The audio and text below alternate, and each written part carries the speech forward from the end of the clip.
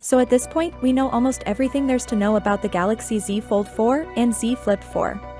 We know their specs, we know how they look even in real life. Although we have yet to see the Z Fold, for which hopefully I'll be able to share soon exclusively for you guys.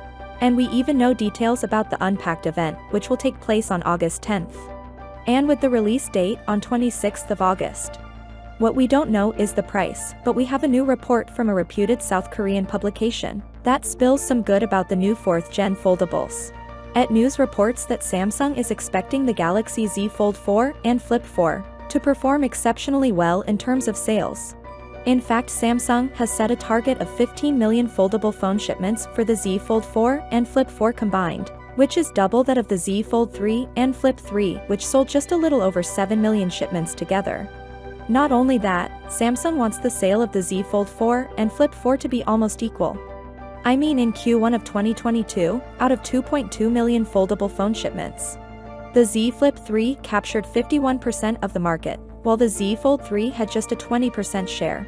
So Samsung wants to bring that to 50-50 with the 4th gen foldables. Now the fact that Samsung wants to double its sales could only mean one thing: lower prices. You see, the Z Fold 4 and Flip 4 will see iterative upgrades this year, and any wise person could tell that you can't double the sales while offering iterative upgrades, unless you reduce the price to make it more appealing.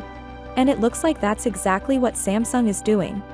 We don't have info about the exact prices just yet, but rest assured I'll keep you posted.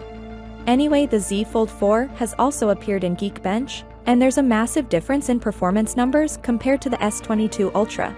There's a 10 to 15% increase in numbers, which is in line with what Qualcomm said, but I'm more interested in finding out the battery life difference because Qualcomm said the new chipset is 30% more efficient than the 8 Gen 1, and the fact that these two chipsets have been released in the same year makes this difference even more surprising. Basically, this means you will surely see some real-world performance and battery gains with the Z Fold 4 compared to the S22 Ultra. Moving on, we knew that the EU has made a law to make the USB-C charging port a mandatory standard starting in 2024. And now the US is following suit. The US Commerce Department will adopt a similar policy by passing new legislation that requires every company to include a common charging port across all mobile devices.